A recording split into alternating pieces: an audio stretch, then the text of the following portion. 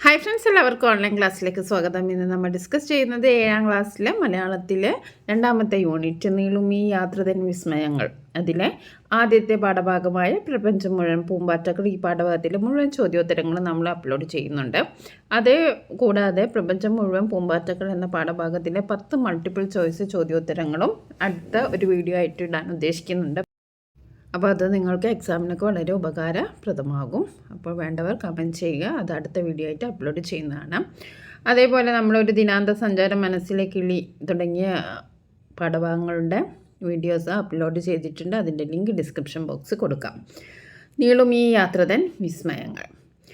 യാത്രകൾ അനുഭവങ്ങളും അറിവുകളും നൽകുന്നു. പ്രകൃതിയിലെ കാഴ്ചകൾ പലപ്പോഴും നമ്മെ വിസ്മയിപ്പിക്കും. അത് ജീവിതത്തെ പുതുക്കിക്കൊണ്ടേയിരിക്കും. ഓക്കെ, യാത്ര പോകുന്നതെന്ന് വെച്ചാൽ വളരെ രസകരമായ അനുഭവമല്ലേ. നമുക്ക് നമ്മുടെ ഫാമിലീൻ്റെ കൂടെയോ അല്ലെങ്കിൽ നമ്മുടെ സ്കൂളിലെ ടൂറൊക്കെ നമുക്ക് വളരെ ഒരു ഭയങ്കര അനുഭവങ്ങളും നമുക്ക് ഓർമ്മയിൽ എന്നെന്നും നിലനിൽക്കുന്ന ഒരുപാട് സംഭവങ്ങൾ ഓർത്ത് നിൽക്കാനുണ്ടല്ലേ. അപ്പോൾ നമുക്ക് യാത്രകൾ ഒരു അനുഭവം തന്നെയാണ്. പ്രപഞ്ചം മുഴുവൻ പൂമ്പാറ്റകൾ. അപ്പോൾ ഇതിൽ പ്രത്യേകിച്ച് പറയുന്നത് എന്താണ്, ഒരു ഷോളയാർ പുഴയോരത്തുള്ള ഒരു മഴക്കാട്ടിൽ യാദൃശ്ചികമായി കണ്ടുമുട്ടിയ ലക്ഷക്കണക്കിന് പൂമ്പാറ്റകൾ നിറഞ്ഞ ഒരു അത്ഭുത ലോകം അല്ലേ. നമ്മളങ്ങനെ ഒന്ന് ചിന്തിച്ച് നോക്കൂ. ഒരുപാട് പൂമ്പാറ്റകൾ ഇങ്ങനെ നിറഞ്ഞൊരു ലോകത്തെ പറ്റി നിങ്ങളൊന്ന് സങ്കല്പിച്ച് നോക്കൂ. അങ്ങനെ ഒരു മഴക്കാടാണ്, നിറയെ കാടുണ്ട്, ഒരു പുഴയോരമുണ്ട്, അതിൻ്റെ തൊട്ടൊരു മഴക്കാടുണ്ട്. അതിന് നിറയെ ലക്ഷക്കണക്കിന്, 1, 2, 3 അല്ല, ആയിരക്കണക്കിനൊന്നല്ല, ലക്ഷക്കണക്കിന് പൂമ്പാറ്റകൾ നിറഞ്ഞ ഒരു അത്ഭുത ലോകം. അങ്ങനെയുള്ള ഒരു അത്ഭുത ലോകത്തിലേക്കാണ് ഈ പാഠഭാഗം നമ്മളെ കൂട്ടിക്കൊണ്ടു പോകുന്നത്. ആദ്യം ഒരു തെറ്റിദ്ധാരണയിൽ നിന്ന് കാടിൻ്റെ ഹൃദയഭാഗത്ത് നിറഞ്ഞു നിൽക്കുന്ന ചിത്രശലഭങ്ങളുടെ വിസ്മയകരമായ കാഴ്ചയിലേക്ക് യാത്രികൻ എത്തിച്ചേരുന്നു. ഈ അനുഭവം പ്രകൃതിയുമായി മനുഷ്യൻ എത്രത്തോളം ഇഴുകിച്ചേരുന്നു എന്നും അത് എങ്ങനെ അവൻ്റെ ആത്മാവിനെ പുതുക്കുന്നു എന്നും വെളിപ്പെടുത്തുന്നു. പ്രകൃതിയുടെ നിഗൂഢതകളിലേക്കും അതിൻ്റെ സൗന്ദര്യത്തിലേക്കും നമ്മെ കൂട്ടിക്കൊണ്ടുപോകുന്ന ഈ പാഠഭാഗം യാത്രികൻ്റെ കണ്ണുകളിലൂടെ പ്രകൃതിയുടെ മാസ്മരിക ശക്തി അനുഭവിച്ചറിയാൻ നമ്മെ പ്രേരിപ്പിക്കുന്നു. അപ്പോൾ യാത്രികനോടൊപ്പം തന്നെ നമ്മളൊക്കെ ഈ ഒരു മഴക്കാട്ടിലെ ആ പൂമ്പാറ്റകളുടെ ലോകത്തേക്ക് നമ്മളെയും കൂട്ടിക്കൊണ്ടു പോകാൻ ഈ പാഠഭാഗത്തിന് കഴിയുന്നുണ്ട്. അപ്പോൾ ഈ പാഠഭാഗത്തിൽ നമ്മൾ വായിച്ചു നോക്കിയിട്ട് നമുക്ക് പറയാം. ഓക്കെ, എപ്പോഴെങ്കിലും നിങ്ങൾ പൂമ്പാറ്റകളുടെ ചിറകടിനാദം കേട്ടിട്ടുണ്ടോ? ഷോളയാർ പുഴയോരം ഇരുളറിഞ്ഞ മഴക്കാടിനെ വേണ്ടുവോളം ശരീരത്തിനും മനസ്സിനും അനുഭവിച്ചറിഞ്ഞ ദിനങ്ങൾക്കൊടുവിൽ ഞങ്ങൾ എത്തിപ്പെട്ട ഇടം. അപ്പോൾ എവിടെയാണിത് നടക്കുന്നത്? ഷോളയാർ പുഴയോരത്താണ്. മരങ്ങളായ മരങ്ങളിലെ ഇലകളൊക്കെ ഉണങ്ങി നിൽക്കുന്ന കാഴ്ച. കാട്ടുതീ വന്നതാവുമോ? വല്ലാതെ പരിഭ്രാന്തരായി ഞങ്ങൾ. മഴക്കാടുകൾ അങ്ങനെ പെട്ടെന്ന് തീക്ക് പിടികൊടുക്കുകയില്ല. അവയുടെ ഘടന അങ്ങനെയാണ്. എവിടെയും ഈർപ്പമയം, ആരോഗ്യമുള്ളതും ജീവസുറ്റതുമായ ഇലച്ചാർത്തുകൾ, എവിടെയും ജലത്തിൻ്റെ സാന്നിധ്യം. തീക്ക് മാറി നിൽക്കാനേ കഴിയൂ ഈ ഹരിത സാമ്രാജ്യത്തിൽ. ഇപ്പോൾ ഇവിടെ തീ പിടിക്കും എന്ന് നമുക്ക് ആലോചിക്കാനില്ല. മഴക്കാടുകളാണല്ലേ, എല്ലാ സ്ഥലത്തും ഈർപ്പം, വെള്ളത്തിൻ്റെ നനവുണ്ടാവും, ഇലച്ചാർത്തുകളുണ്ടാവും. അപ്പോൾ എവിടെയും വെള്ളത്തിൻ്റെ സാന്നിധ്യമാണ്. അതുകൊണ്ട് തീ എന്തായാലും വരില്ല. പതുക്കെയാണ് ഞങ്ങൾ ആ യാഥാർത്ഥ്യം തിരിച്ചറിഞ്ഞത്. ഇലകളൊക്കെ ചിത്രശലഭങ്ങളായിരുന്നു. ഒരു വനപ്രദേശം മുഴുക്കെ ലക്ഷക്കണക്കിന് പൂമ്പാറ്റകൾ. ഇലകളുടെ പച്ച നിറം മറച്ചുകൊണ്ട് അവ വൃക്ഷങ്ങളിലും ചെടികളിലുമൊക്കെ പറ്റി പിടിച്ചിരുന്നു. കോമൺ ക്രോ എന്ന ചിത്രശലഭമായിരുന്നു കൂടുതലും. പ്ലെയിൻ ടൈഗറും ഒപ്പമുണ്ട്. ഇവ ചിറക് പൂട്ടിയ ഇലകൾ ഉണങ്ങിയ നിറമായി തോന്നാം. ഞങ്ങൾ നിശബ്ദരായ ആ കാഴ്ച കാണുകയാണ്. അപ്പോൾ എന്താണ് തെറ്റിദ്ധാരണ വന്നതാണ്. അത് ഇലകൾ ഉണങ്ങി നിൽക്കുന്നതല്ല, ലക്ഷക്കണക്കിന് പൂമ്പാറ്റകൾ അങ്ങനെ ചിറക് പൂട്ടി നിൽക്കുകയാണ്. ഏത് പൂമ്പാറ്റകളാണ്? കോമൺ ക്രോ. അന്ന് ആദ്യമായി ആ അത്ഭുതനാദം ഞാൻ കേട്ടു. പൂമ്പാറ്റകളുടെ ചിറകടിനാദം. ലക്ഷക്കണക്കിന് പൂമ്പാറ്റകൾ പറന്നുയരുന്ന അത്ഭുത കാഴ്ച. അവയ്ക്കിടെ സ്വയം മറന്ന് എല്ലാ ചിന്തകളും വിട്ട് ആ സ്വപ്നലോകത്തിൽപ്പെട്ട് കണ്ണുകളിൽ വിടർന്ന കൗതുകവും അത്ഭുതവും കൊണ്ട് ഞങ്ങൾ തികച്ചും കുഞ്ഞുങ്ങളായി രൂപാന്തരം പ്രാപിക്കുകയാണോ? പൂമ്പാറ്റകളുടെ വലയത്തിൽപ്പെട്ട കുഞ്ഞുങ്ങളെ പോലെ അങ്ങനെ. അപ്പം ഇത് കാഴ്ച കാണാമെന്ന് വെച്ചിട്ടുണ്ടെങ്കിൽ നിങ്ങൾ ചിന്തിച്ച് നോക്കൂ. ലക്ഷക്കണക്കിന് പൂമ്പാറ്റകളെ കാണുമ്പോൾ നമ്മളും ഒരു സമയം എന്താകും, ഈ അത്ഭുത ലോകത്തിൽ നമ്മളിങ്ങനെ അന്താളിച്ച് നിൽക്കുമല്ലേ. കാതിൽ വീണ്ടും ചിറകുകളുടെ മൃദുമന്ദനം. ഞങ്ങൾ അപ്പോൾ ആ മഴക്കാടിൻ്റെ ഹൃദയഭാഗത്തായിരിക്കണം. പുലരിവെയിലിൻ്റെ സ്വർണ്ണക്കീറുകൾ ഇലച്ചാർത്തുകൾക്കിടയിലൂടെ അരിച്ചു വീണു തുടങ്ങി. ഈർപ്പമാർന്ന മണ്ണടരുകളിൽ നിന്ന് ഉയർന്ന നീരാവിക്കിടയും പൂമ്പാറ്റകൾ പാറി നടന്നു. പൂമ്പാറ്റ പിടിയന്മാരായ ചില കൊച്ചുപക്ഷികളും പല്ലിവർഗ്ഗങ്ങളും അന്നത്തിൻ്റെ ഈ ധാരാളത്തിൻ്റെ പരിഭ്രാന്തരായി. എൻ്റെ സങ്കല്പത്തിനും ഇല്ലേ ആ പൂമ്പാറ്റക്കൂട്ടം ചിറക് വിരിച്ചു നൃത്തം ചെയ്തു. കാട്ടുപൂക്കളുടെ വർണ്ണവും സുഗന്ധവും ഉണ്ടായിരുന്നു അവയ്ക്ക്. ബാല്യകാല സ്വപ്നങ്ങളിലേക്ക് എന്നെ ചിറകു വിരിപ്പിച്ചുയർത്തി. അവയ്ക്കൊപ്പം ഞാനും പറന്നുയർന്നു. ലക്ഷക്കണക്കിന് പൂമ്പാറ്റകൾക്കൊപ്പം ഞാനൊരു കുഞ്ഞു പൂമ്പാറ്റയായി. അവയുടെ മൃദുലമായ ചിറകുകളിൻ്റെ മുഖത്തും ശരീരത്തിലുമൊക്കെ ഉരുമുന്നുണ്ടായിരുന്നു. അവ പല വർണ്ണങ്ങളുള്ള പൂമ്പൊടികൾ കൊണ്ട് എന്നെ തഴുകി. വനനിഗൂഢതയുടെ ആഴം തിരിച്ചറിയാനാകാതെ ഞാൻ ആ കയത്തിൽ മുങ്ങിപ്പോയി. എനിക്കതിൽ നിന്ന് കരകയറണമെന്ന ആഗ്രഹം ലേശമില്ലായിരുന്നു. പൂമ്പാറ്റകളിൽ പൂമ്പാറ്റയായി ഞാൻ ഒഴുകി പറന്നു. മന്ദമായി കാറ്റ് വീശി. പൂമ്പാറ്റകളൊക്കെ കാറ്റിന് എന്നെ വിട്ടുകൊടുക്കാതെ വന്നു പൊതിഞ്ഞു നിന്നു. കാടിനെ ചെന്ന് തൊടുമ്പോൾ എന്നെ നസീർ. അപ്പോൾ നിങ്ങൾ വായിച്ചത് നിങ്ങളെ ആകർഷിച്ച മനോഹരമായ ദൃശ്യങ്ങൾ എന്തെല്ലാമാണ് എന്നാണ് ആദ്യത്തെ ചോദ്യം. അപ്പോൾ നമുക്ക് അതെന്താണെന്ന് നോക്കാം. ഈ പാഠഭാഗത്തിൽ എന്നെ ഏറ്റവും ആകർഷിച്ച മനോഹരമായ ദൃശ്യം പ്രപഞ്ചം മുഴുവൻ പൂമ്പാറ്റകളായി മാറിയ അത്ഭുത കാഴ്ചയാണ്. വനപ്രദേശം മുഴുക്കെ ലക്ഷക്കണക്കിന് പൂമ്പാറ്റകൾ ഇലകളുടെ പച്ച നിറം മറച്ചുകൊണ്ട് വൃക്ഷങ്ങളിലും ചെടികളിലുമൊക്കെ പറ്റിപ്പിടിച്ചിരിക്കുന്നു എന്ന വർണ്ണന വളരെ മനോഹരമാണ്.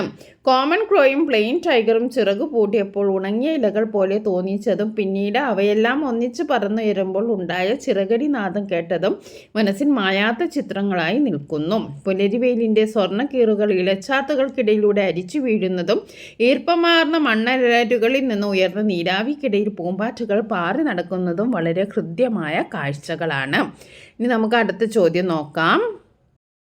ഷോളയാർ പുഴയോരത്തെത്തിയ യാത്രികനെയും സുഹൃത്തുക്കളെയും പരിഭ്രാന്തരാക്കിയ കാഴ്ച ഏത്? ഷോളയാർ പുഴയോരത്തെത്തിയ യാത്രികനെയും സുഹൃത്തുക്കളെയും ആദ്യം പരിഭ്രാന്തരാക്കിയത് മരങ്ങളിലെ ഇലകളൊക്കെ ഉണങ്ങി നിൽക്കുന്ന കാഴ്ചയാണ്. കാട്ടുതീ വന്നതാകുമോ എന്ന ഭയമാണ് അവരെ പരിഭ്രാന്തരാക്കിയത്. ഇനി നമുക്ക് അടുത്ത ചോദ്യം നോക്കാം. അന്നാദ്യമായി ആ അത്ഭുതനാദം ഞാൻ കേട്ടു. ഇവിടെ അത്ഭുതനാദം എന്ന് വിശേഷിപ്പിച്ചത് എന്തിനെയാണ്? അന്നാദ്യമായി ആ അത്ഭുതനാദം ഞാൻ കേട്ടു എന്ന് ഇവിടെ ലക്ഷക്കണക്കിന് പൂമ്പാറ്റകൾ ഒരുമിച്ച് പറന്നുയരുമ്പോൾ അവയുടെ ചിറകുകളിൽ നിന്നുണ്ടായ ശബ്ദത്തെയാണ് വിശേഷിപ്പിച്ചത്. സാധാരണഗതിയിൽ കേൾക്കാൻ സാധ്യതയില്ലാത്ത അത്രയും സൂക്ഷ്മമായ ഒരു ശബ്ദം അനേകം പൂമ്പാറ്റകൾ ഒരുമിച്ചുയർന്നപ്പോൾ യാത്രികന് കേൾക്കാൻ കഴിഞ്ഞത് ഒരു അത്ഭുതാനുഭവമായിരുന്നു. നമുക്ക് അടുത്ത ചോദ്യം നോക്കാം. അടുത്തത് കണ്ടെത്താം, എഴുതാം. തീക്ക് മാറി നിൽക്കാനേ കഴിയൂ ഈ ഹരിത സാമ്രാജ്യത്തിൽ എന്ന് പറഞ്ഞത് എന്തുകൊണ്ടാവാം?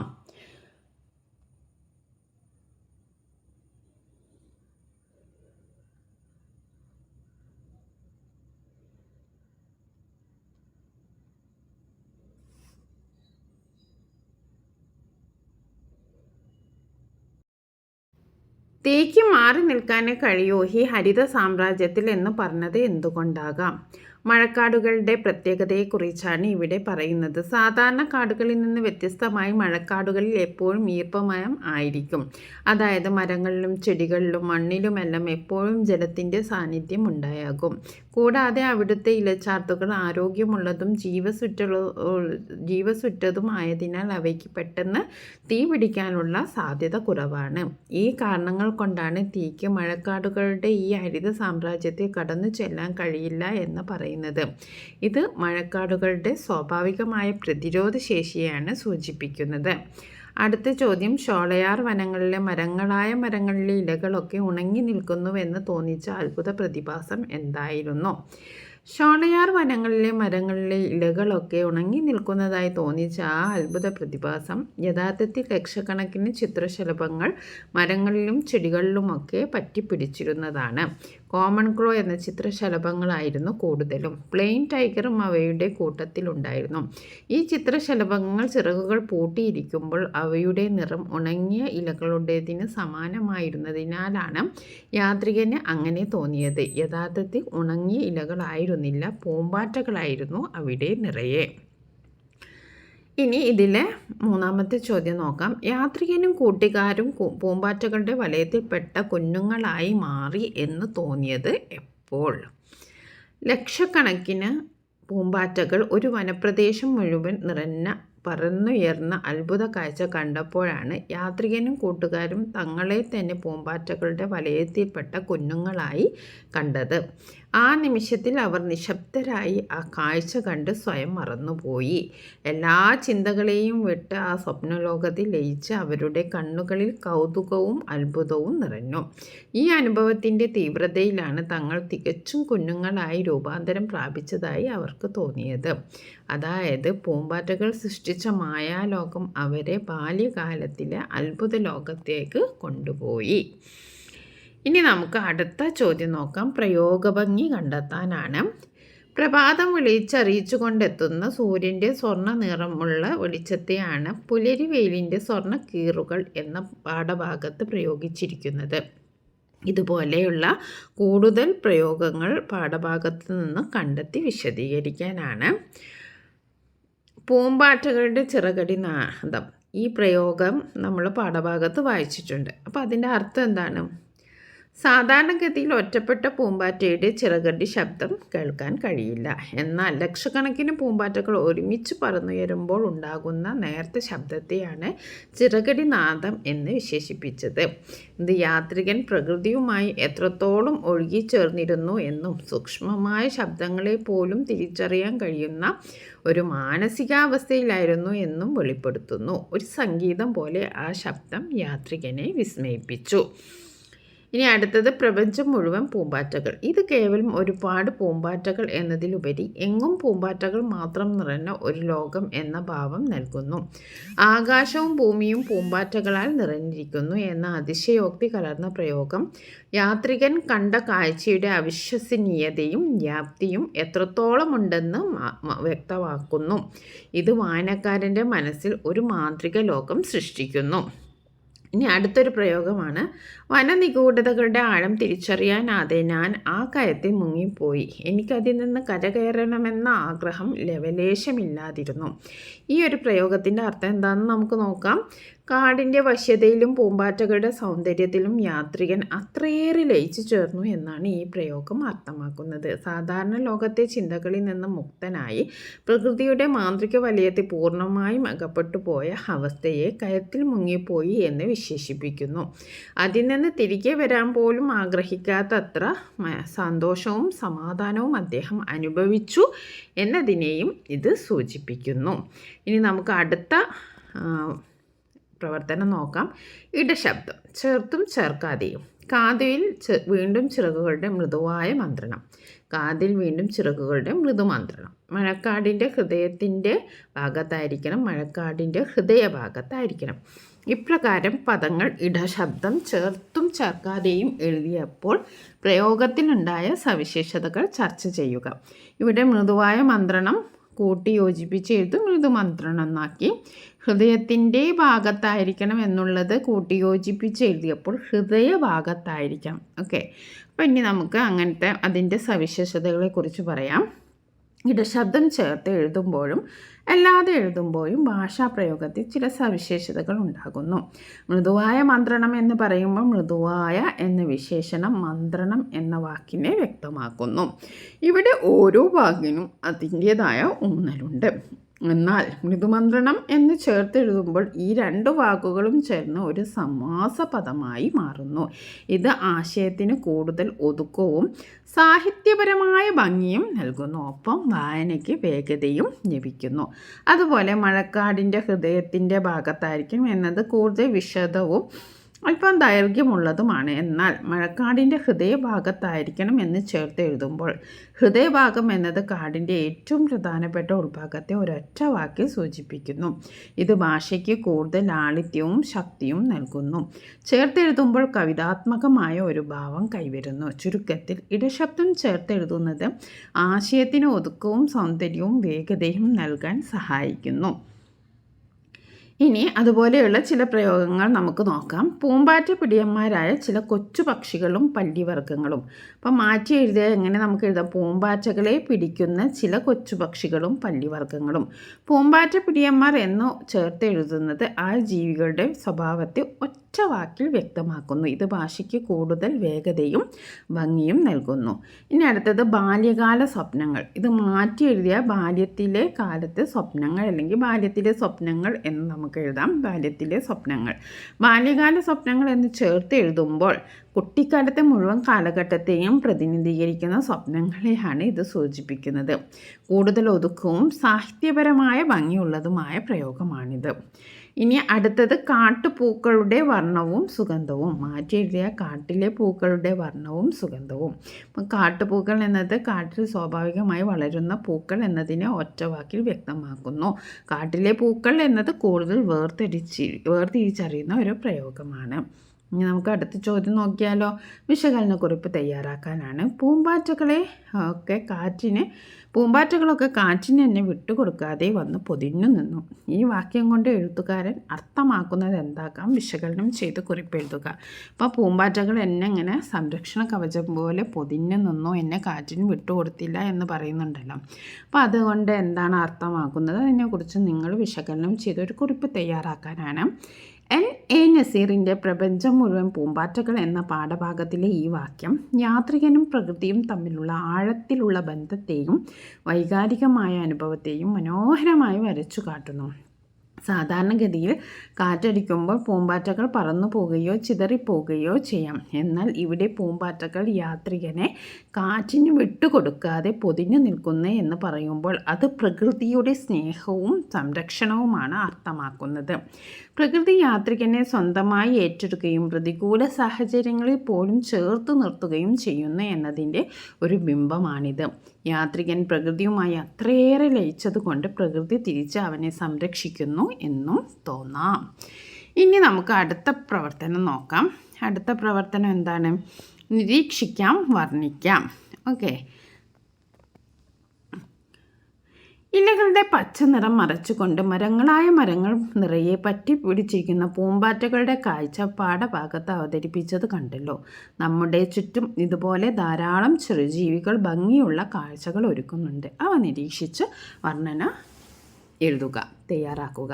അപ്പം നമ്മുടെ ചുറ്റുപാടുള്ള പല ജീവികളുണ്ടല്ലേ, അതിനെ നിരീക്ഷിച്ച് നമുക്ക് എഴുതാനാണ്. അപ്പോൾ നമ്മൾ 1-2 മാതൃക കൊടുത്തിട്ടുണ്ട്. നിങ്ങൾ വായിച്ചിട്ട് നിങ്ങളുടേതായ രീതിയിൽ എഴുതുക. പുൽച്ചാടിയുടെ മരതക പച്ച. അപ്പം നമുക്ക് പുൽച്ചാടിയെക്കുറിച്ച് എഴുതാം. പുൽമേടുകളിലോ ചെറിയ ചെടികൾക്കിടയിലോ കാണുന്ന പുൽച്ചാടികൾ പ്രകൃതിയുടെ ഒരു കൊച്ചു കലാസൃഷ്ടിയാണ്. മരതക പച്ച നിറത്തിൽ ചുറ്റും പച്ചപ്പുള്ളത് കൊണ്ട് പെട്ടെന്ന് കണ്ണിൽപ്പെടാത്ത അവരുടെ സാന്നിധ്യം അവർ ചാടുമ്പോഴോ നേർത്ത് ശബ്ദമുണ്ടാക്കുമ്പോഴോ ആണ് അറിയാൻ കഴിയുക. വലിയ കണ്ണുകളും നീണ്ട കാലുകളുമുള്ള അവർ ഒരു ഇലയിൽ നിന്ന് അടുത്തതിലേക്ക് മിന്നൽ വേഗത്തിൽ ചാടിപ്പോകുന്നത് കാണാൻ രസമാണ്. അവരുടെ നിറം പ്രകൃതിയിലെ പച്ചപ്പുമായി അത്രയേറെ ഇഴുകി ചേർന്നതുകൊണ്ട് അവയെ കണ്ടെത്തുന്നത് തന്നെ ഒരു കൊച്ചു കളിയായി മാറും. ഇനി നമുക്ക് അടുത്ത ഉറുമ്പിനെ നോക്കാം. ഉറുമ്പുകളുടെ നിരയും അവയുടെ ചിട്ടയും. മണ്ണിലൂടെ നീണ്ടുപോകുന്ന ഉറുമ്പുകളുടെ നിര എപ്പോഴും ഒരു കൗതുകമുള്ള കാഴ്ചയാണ്. ഒന്നിന് പിന്നാലെ ഒന്നായി ചിട്ടയോടെ സഞ്ചരിക്കുന്ന അവരെ നിരീക്ഷിക്കുന്നത് രസകരമാണ്. ഓരോ ഉറുമ്പും എവിടെയെങ്കിലും നിന്ന് ഒരു തീറ്റത്തുണ്ട് കണ്ടെത്തുകയും അത് സ്വന്തം ശരീരത്തേക്കാൾ വലുതാണെങ്കിൽ പോലും പരസ്പരം സഹായിച്ച് കൂടുകളിലേക്ക് എത്തിക്കുകയും ചെയ്യും. ലക്ഷ്യബോധത്തോടെയുള്ള അവരുടെ ഈ യാത്രയും പരസ്പര സഹകരണവും പ്രശംസനീയമാണ്. ഒരു തടസ്സം വരുമ്പോൾ അവ പുതിയ വഴി കണ്ടെത്താൻ ശ്രമിക്കുന്നതും ആശയവിനിമയം നടത്തുന്നതും പ്രകൃതിയിലെ കൊച്ചു അത്ഭുതങ്ങളാണ്. അവരുടെ ആ കൂട്ടായ പ്രവർത്തനം ഒരൊറ്റ മനസ്സോടെയുള്ള ഒരു സേനാ വിഭാഗത്തെയാണ് ഓർമ്മിപ്പിക്കുന്നത്. ഇനി നമുക്ക് ചിലന്തി വലയെക്കുറിച്ചൊന്ന് പറഞ്ഞാലോ. അപ്പോൾ ചിലന്തി വല. രാവിലെ നടക്കാനിറങ്ങുമ്പോൾ മരച്ചില്ലകൾക്കിടയിലോ ചെടികളുടെ ഇലകളിലോ കാണുന്ന ചിലന്തി വലകൾ ഒരു മായാജാലം പോലെയാണ്. അതിരാവിലെയുള്ള മഞ്ഞുകണങ്ങൾ വലകളിൽ പറ്റിപ്പിടിച്ച് സൂര്യൻ്റെ നേർത്ത വെളിച്ചം തട്ടുമ്പോൾ വജ്രമുത്തുകൾ പോലെ തിളങ്ങും. നേർത്ത നൂലുകൾ കൊണ്ട് നെയ്തെടുത്ത ആ വലകൾ ഓരോ മുത്തും കോർത്ത് പ്രഭാതത്തിൽ വെട്ടിത്തിളങ്ങുന്ന ഒരു ആഭരണം പോലെ തോന്നും. അതിലിരിക്കുന്ന കൊച്ചു ചിലന്തി ഒരു വിദഗ്ധനായ കലാകാരനെ പോലെയാണ് തൻ്റെ സൃഷ്ടിയിൽ അഭിരമിക്കുന്നതെന്ന് കാണാം. ഈ കാഴ്ച ഒരു താൽക്കാലിക സൗന്ദര്യമാണ്. സൂര്യൻ ഉദിച്ചുയരുമ്പോൾ മഞ്ഞുകണങ്ങൾ അപ്രത്യക്ഷമാവുകയും വലയിലെ തിളക്കം മായുകയും ചെയ്യും. ഓക്കെ, അപ്പം നിങ്ങൾ ഏതെങ്കിലും ഒന്ന് എഴുതുക. ഇനി നമുക്ക് അടുത്ത ചോദ്യം നോക്കാം. ഇവിടെ രവീന്ദ്രൻ എൻ്റെ കേരളം എന്ന് രവീന്ദ്രൻ എഴുതിയ ഒരു ലേഖനമാണ്. അട്ടപ്പാടിയെക്കുറിച്ചുള്ള ലേഖനമാണ് ഇവിടെ കൊടുത്തിരിക്കുന്നത്. മണ്ണാർക്കാട്ട് നിന്ന് സൈലൻറ്റ് വാലി അട്ടപ്പാടി ഭാഗങ്ങളിലേക്ക് പുറപ്പെട്ടതാണ് ഞങ്ങൾ. കഴിഞ്ഞ വൈകുന്നേരങ്ങളിലെല്ലാം മലകളിൽ തിമിർത്ത മഴയായിരുന്നു. രാത്രി മഴയിൽ കുതിർന്ന പ്രകൃതി പ്രഭാത സൂര്യൻ്റെ ഇളം വെയിലിൽ ഈറം മാറി പ്രസരിച്ചു നിന്നു. വൃശ്ചികം പിറന്നതേയുള്ള വൃശ്ചികക്കാറ്റ് വീശു തുടങ്ങി. അജ്ഞേയമായ ഒരു പ്രകൃതി പ്രതിഭാസം എന്ന പോലെ എല്ലാ വൃശ്ചികം ഒന്നിനും കൃത്യമായി സഹ്യൻ്റെ മറുപുറത്തെ പീഠഭൂമിയിൽ നിന്ന് പാലക്കാടൻ ചുരം വഴി ഈ കാറ്റ് കടന്നു വരുന്നു. മുണ്ടകം പാടങ്ങളിൽ ഹരിതവീജി പരമ്പരകളായി ലസിച്ചും തെങ്ങിൻ തലപ്പുകളിൽ ദിശാഭ്രമം സൃഷ്ടിച്ചും കാറ്റ് പടിഞ്ഞാറൻ കടൽ തീരത്തെ ലക്ഷ്യമാക്കി വീശുന്നു. വള്ളുവനാടിൻ്റെ ഇടനാടൻ പ്രദേശങ്ങളിൽ ഏതാണ്ട് മുഴുക്കെ പാലക്കാടൻ കാറ്റ് അനുഭവപ്പെടുന്നുണ്ട്. തെക്ക് അതിൻ്റെ അതിർത്തി ചാലക്കുടി പുഴയാണ്. പടിഞ്ഞാറ് കടൽ തീരത്തിന് 10 നാഴിക മുമ്പ് കടൽക്കാറ്റിൻ്റെ സമ്മർദ്ദമേറ്റ് അതിൻ്റെ ശക്തി ക്ഷയിക്കുന്നു. പാലക്കാടൻ കാറ്റ് അനഭിമതനായ ഒരതിഥിയാണ്. പീഠപ്രകൃതിയുടെ ഉഷ്ണവും പൊടിമണ്ണും ഏറ്റിവരുന്ന ഒരു രോഗകാരണമാവുന്നു. എൻ്റെ അവസാന ഭാഗം നോക്കാം. വൈകുന്നേരം ഉണ്ടായേക്കാവുന്ന മഴയെക്കുറിച്ചുള്ള ആശങ്കകൾ ഒഴിച്ചു നിർത്തി ഒരുപക്ഷെ അട്ടപ്പാടിയിലേക്ക് യാത്ര ചെയ്യാവുന്ന ഏറ്റവും വലിയ ദിവസങ്ങളിൽ ഒന്നാവണം ഇത്. തുലാവർഷങ്ങളിൽ കുളി കഴിഞ്ഞ് വെടിപ്പായി വൃശ്ചിക വെയിൽ വനനാശകരാൽ നിരന്തരം ആക്രമിക്കപ്പെട്ടു വീണ്ടും തളിർക്കുകയും പടരുകയും ചെയ്യുന്ന കാടിൻ്റെ അതിജീവന വ്യഗ്രത. ഇത് പ്രകൃതിയുടെ വശ്യവും അസ്പൃശ്യവുമായ നിഗൂഢതകളിലേക്ക് ഒരു കടന്നുകയറ്റം പോലെ ആകാംക്ഷഭരിതമാവുന്നു. ഇപ്പോൾ ഇവിടെ തന്നിരിക്കുന്നത് ഇതൊരു താരതമ്യക്കുറിപ്പ് എഴുതാനാണ്. ചോദ്യം നോക്കാം. പ്രപഞ്ചം മുഴുവൻ പൂമ്പാറ്റകൾ അട്ടപ്പാടി എന്നീ യാത്രാ വിവരണങ്ങളിലെ സവിശേഷതകൾ താരതമ്യം ചെയ്ത് കുറിപ്പ് എഴുതുക. കാഴ്ചാനുഭവങ്ങൾ, രചനാഭംഗി, വർണ്ണനാഭംഗി എന്നിവയും പരിഗണിക്കണം. അപ്പോൾ നമുക്ക് എഴുതി നോക്കാം. എൻ നസീറിൻ്റെ പ്രപഞ്ചം മുഴുവൻ പൂമ്പാറ്റകൾ, രവീന്ദ്രൻ്റെ അട്ടപ്പാടി എന്നീ യാത്രാ വിവരണങ്ങൾ പ്രകൃതിയെയും യാത്രകളെയും വ്യത്യസ്തമായ രീതികളിൽ സമീപിക്കുന്നു. പ്രപഞ്ചം മുഴുവൻ പൂമ്പാറ്റകൾ എന്ന യാത്രികൻ ഒരു അപൂർവവും മാന്ത്രികവുമായ കാഴ്ചക്കാണ് സാക്ഷ്യം വഹിക്കുന്നത്. ലക്ഷക്കണക്കിന് പൂമ്പാറ്റകൾ ഒരു വനപ്രദേശം നിറഞ്ഞു നിൽക്കുന്ന അത്ഭുത കാഴ്ച. ഇത് വ്യക്തിപരമായ ഒരു വൈകാരിക അനുഭവത്തിനും പ്രകൃതിയുമായുള്ള ആത്മീയമായ ലയനത്തിനും വഴിയൊരുക്കുന്നു. അട്ടപ്പാടി ആകട്ടെ പാലക്കാടൻ കാറ്റിൻ്റെ പ്രത്യേകതകളും അട്ടപ്പാടിയിലെ പ്രകൃതിയുടെ അതിജീവന ശേഷിയും പോലുള്ള ഭൗതികവും ഭൂമിശാസ്ത്രപരവുമായ കാഴ്ചകൾക്കാണ് പ്രാധാന്യം നൽകുന്നത്. വൃശ്ചിക കാറ്റിൻ്റെ വരവും കാടിൻ്റെ തളിർപ്പും അവിടെ പ്രധാനപ്പെട്ട കാഴ്ചയാണ്. പ്രപഞ്ചം മുഴുവൻ പൂമ്പാറ്റകൾ കവിതാത്മകവും ബിംബകൽപ്പനകൾ നിറഞ്ഞതുമായ ഭാഷയാണ് ഉപയോഗിക്കുന്നത്. യാത്രികൻ്റെ വ്യക്തിപരമായ വികാരങ്ങളും അനുഭവങ്ങളും സ്വപ്നതുല്യമായ വർണ്ണനകളിലൂടെ അവതരിപ്പിക്കുന്നു. ചിറകടി നാൾദം പൂമ്പൊടികൾ കൊണ്ട് തഴുകി കുഞ്ഞുങ്ങളായി രൂപാന്തരം പ്രാപിച്ചു തുടങ്ങിയ പ്രയോഗങ്ങൾ പാഠഭാഗത്തിന് ഒരു മാന്ത്രിക സ്പർശം നൽകുന്നു. എന്നാൽ അട്ടപ്പാടി കൂടുതൽ വിവരണാത്മകവും വസ്തുനിഷ്ഠവുമാണ്. പാലക്കാടൻ കാറ്റിൻ്റെ ഉത്ഭവം, സഞ്ചാരപഥം, കാലാവസ്ഥയിലുണ്ടാകുന്ന മാറ്റങ്ങൾ, കൃഷിയിലെ ഉള്ള സ്വാധീനം എന്നിവയെക്കുറിച്ച് വ്യക്തമായ വിവരങ്ങൾ നൽകുന്നു.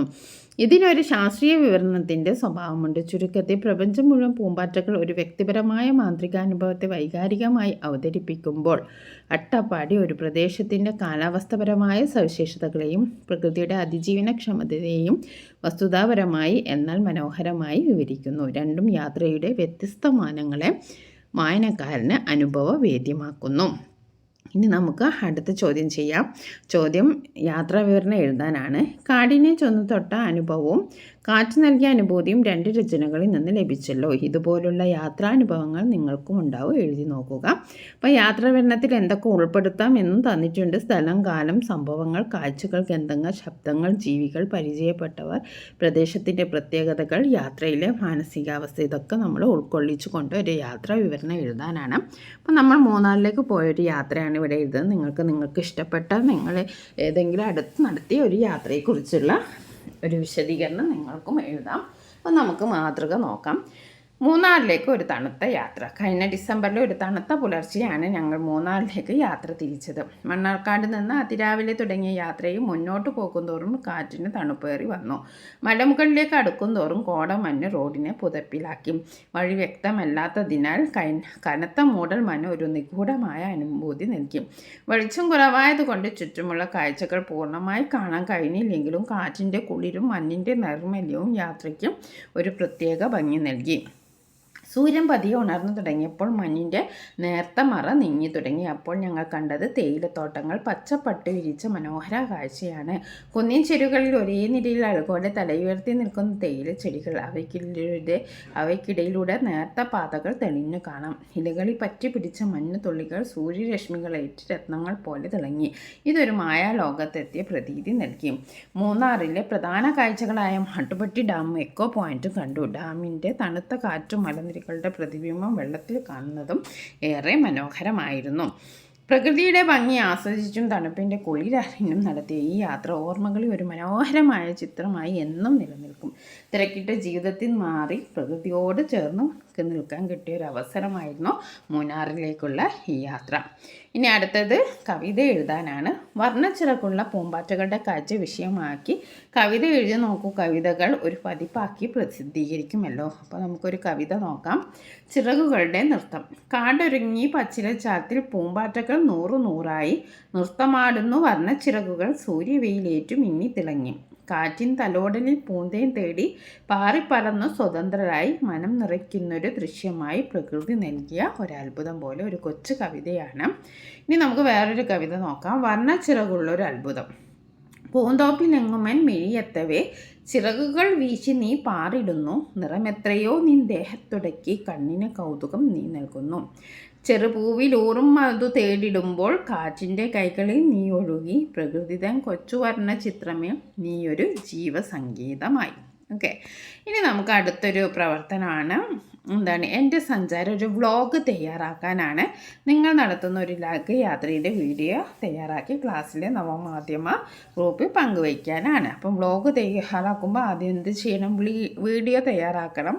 പിന്നെ പോകുന്ന സ്ഥലങ്ങളിൽ ആകർഷകമായ കാഴ്ചകൾ ചിത്രീകരിക്കണം. പിന്നെ എന്താണ്? വോയിസ് ഓവർ കൊടുക്കണം. അപ്പോൾ നമ്മൾ എന്തൊക്കെയാണ് പറയേണ്ടതെന്നുള്ള ഒരു മാതൃകയാണ്, വീഡിയോ ആണ് നിങ്ങൾ തയ്യാറാക്കേണ്ടത്.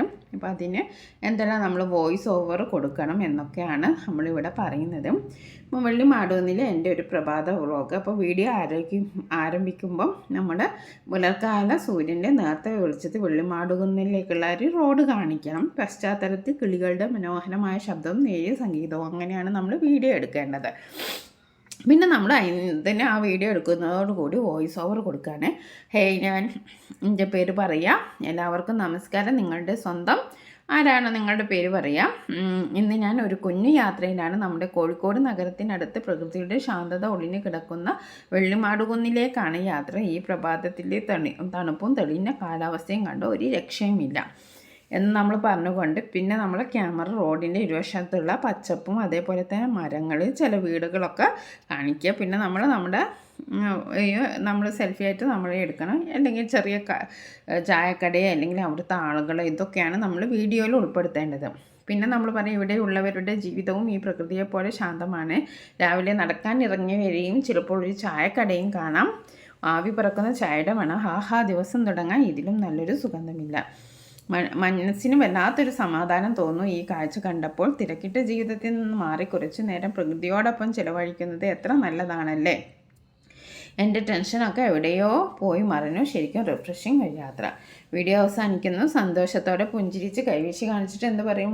ഇങ്ങനെ എൻ്റെ വെള്ളിമാടുകുന്നിലെ ഈ കൊച്ചു പ്രഭാതയാത്ര ഇവിടെ അവസാനിക്കുകയാണ്. നിങ്ങളുടെ ജീവിതത്തിലും ഇതുപോലെ പ്രകൃതിയിലേക്ക് ഇറങ്ങിച്ചെല്ലാൻ അവസരം കിട്ടുമ്പോൾ കളയരുത് കേട്ടോ. തീർച്ചയായും നിങ്ങളും എന്നെപ്പോലെ സന്തോഷിക്കും. അടുത്ത വ്ളോഗിൽ കാണുന്നവരെ ബൈ ബൈ.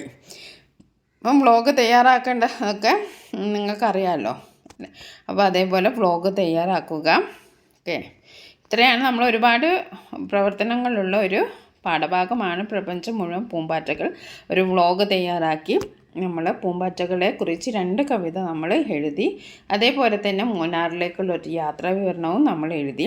പിന്നെ ഒരു താരതമ്യക്കുറിവാണ് അട്ടപ്പാടി എന്ന ഒരു ലേഖനവും അതുപോലെ തന്നെ പ്രപഞ്ചം മുഴുവൻ പൂമ്പാറ്റകൾ. ഇത് 2 താരതമ്യം ചെയ്ത് ഒരു കുറിപ്പ് എഴുതാൻ പറഞ്ഞിരുന്നു. അതും നമ്മൾ എഴുതി. ഇനി നമ്മൾ പിന്നെ നിരീക്ഷിക്കാൻ വർണ്ണിക്കാം. അതൊരു പ്രവർത്തനമാണ്. നമ്മുടെ ചുറ്റുപാടും കാണുന്ന ഏതെങ്കിലും ഒരു ജീവിയെക്കുറിച്ചുള്ള ഒരു നിരീക്ഷണമാണ്. നമ്മളിവിടെ എന്തൊക്കെ എഴുതി? പുൽച്ചാടിനെ കുറിച്ച് എഴുതി, ഉറുമ്പിനെ കുറിച്ച് എഴുതി. പിന്നെ നമ്മൾ വേറെ ഒന്നും കൂടി എഴുതിയല്ലോ, മൂന്ന് പ്രവർത്തനങ്ങൾ 3 മോഡൽ നമ്മൾ എഴുതിയിട്ടുണ്ട്. ഉറുമ്പുകൾ എഴുതി, പിന്നെ ചിലന്തി വല, അങ്ങനെ 3 ജീവികളെക്കുറിച്ചുള്ള വർണ്ണനകൾ നമ്മൾ എഴുതി. അപ്പോൾ നിങ്ങളും വേറൊരു വർണ്ണന എഴുതി ക്ലാസ് നോട്ട്ബുക്കിൽ എഴുതുക. പിന്നെ നമ്മൾ എഴുതിയത് എന്തായിരുന്നു?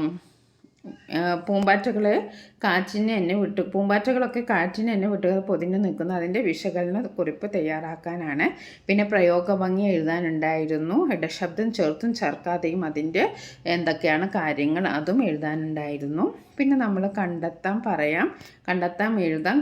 പറയും. ഇതിൽ മൊത്തത്തിലുള്ള വായിക്കാൻ പറയും. ഇതിൽ 6 ചോദ്യങ്ങളുണ്ടായിരുന്നു, അതും നമ്മൾ ചെയ്തു. ഓക്കെ, അപ്പോൾ നിങ്ങൾക്ക് ഈ വീഡിയോ ഇഷ്ടപ്പെട്ടെങ്കിൽ നിങ്ങൾ തീർച്ചയായും ഒരു ലൈക്ക് ചെയ്യണം. എന്തെങ്കിലും കമൻറ്റുകളുണ്ടെങ്കിൽ, നിർദ്ദേശങ്ങളുണ്ടെങ്കിൽ നിങ്ങൾ കമൻറ്റ് ബോക്സിൽ കമൻറ്റ് ചെയ്യുക. അതുപോലെ തന്നെ നിങ്ങൾ എന്താ ചെയ്യേണ്ടത്? നിങ്ങളുടെ ക്ലാസ്സിൽ പഠിക്കുന്ന നിങ്ങളുടെ ബെസ്റ്റിക്ക് ഒന്ന് ഷെയർ ചെയ്ത് കൊടുക്കുക. Okay, thank you for watching this video.